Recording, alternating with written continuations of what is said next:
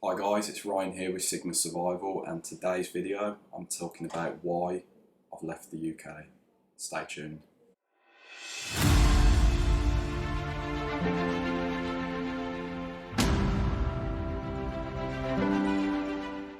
Okay, so why have I left the UK? For those that don't know, the UK is the United Kingdom or Great Britain or England. Why have I left England? I'm leaving England, or I've left England I should say. This definitely isn't England in the backdrop that you can see, because it's crap. For someone who's into survival training, who is a survivalist, England's very built up, it's very urban. There are little pockets of the wild where you can go and practice in the woods, or you can do this or do that. Or I could go to Wales or to Scotland, but honestly it's very out of reach, and with my day-to-day routine, it's, and work and whatnot, it's very difficult to get from England to Scotland or to Wales. Not only that, but there's a lot of sort of draconian laws for survivalists, or for people who want to practice bushcraft or go wild camping. Even like going sort of rock climbing or doing something a bit more outdoorsy, like, it's very out of reach, it's very difficult to do. And legally speaking, there's designated places where you can only do those activities, because if you go onto someone's private land and do that, you're then trespassing and you could be convicted as a criminal. I'm not saying that happens all the time, but you just have to be aware of it. Last few times I've tried to go out and do some bushcraft and wild camp, I've had like either rangers come in and telling me to move on and collapse in my tent at 6 a.m. Or, I've had to just leave the area because, fear of like legal repercussions, let's say.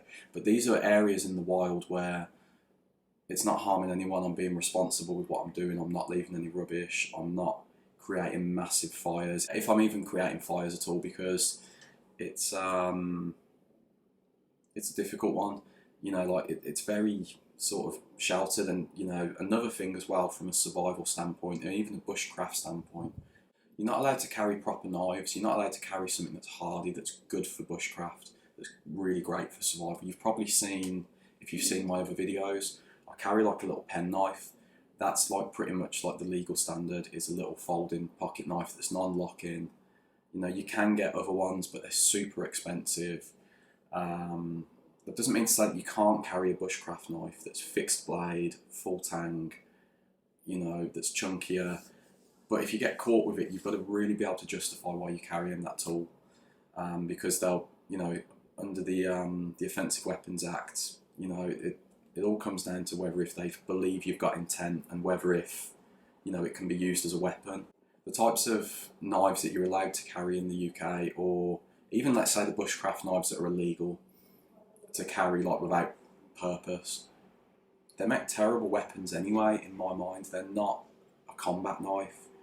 So it's a very difficult situation in terms of that. Wild camping and camping out is very difficult. Having fires on public land is very difficult.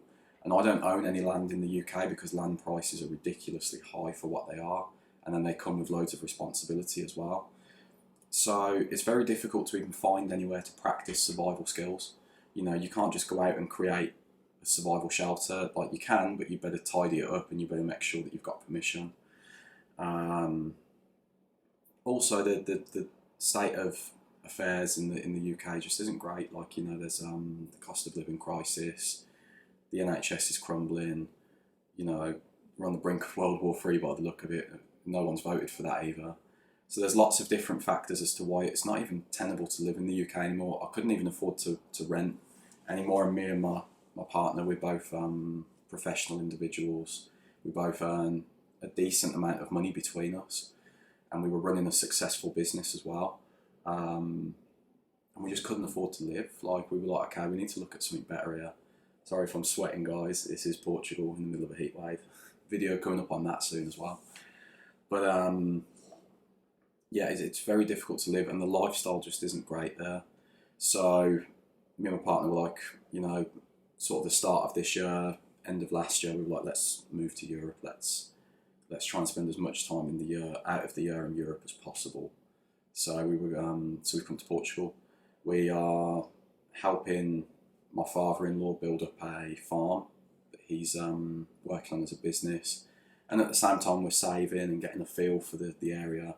But more importantly for this channel, I'm going to be working on some off-grid living skills. I'm going to be working on survival skills specific to this region in the world. So I'm going to be talking about general survival like I always do, but I'm also going to be talking about, you know, factors that are unique to this habitat, this environment, this socio-economic region in the world, because, you know, it's a different place, it's got a different feel. When I'm prepping to survive in England, I know that the weather is hit and miss. It can be rainy in 1 second and sunny in the next. It's so unique, whereas here it's just hot all the time right now. Everything's quite dry and barren. The small streams have dried up. Even some rivers are probably really low in comparison to what they were out of the summer season.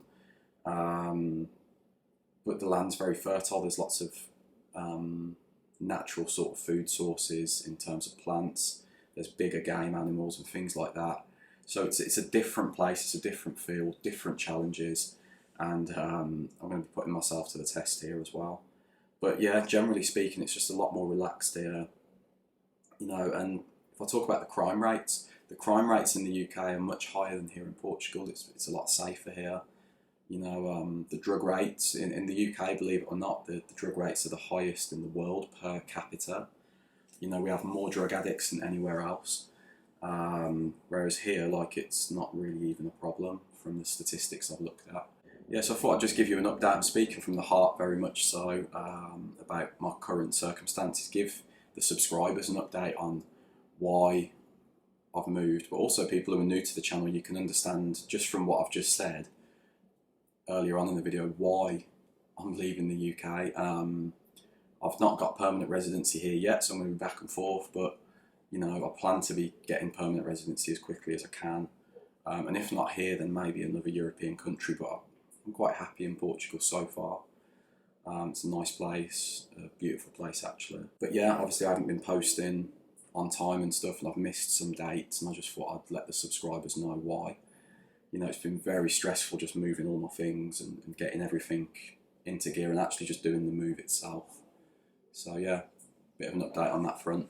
Another thing that I should say about like the knife laws here in Portugal, so I've looked it up, and you're allowed to carry anything that's like 4 inches. I believe that's a 4-inch blade, but I'm going to keep it to, like, you know, a bit shorter than that, and just make sure that I double check with the laws and whatnot and make sure that I'm complying with those laws. But you know, I'm going to be able to carry an EDC knife that's half decent if I choose to. You know, I'm going to be able to justify carrying certain tools, like a saw, let's say, for doing shelter building or work on the off-grid sort of homestead land.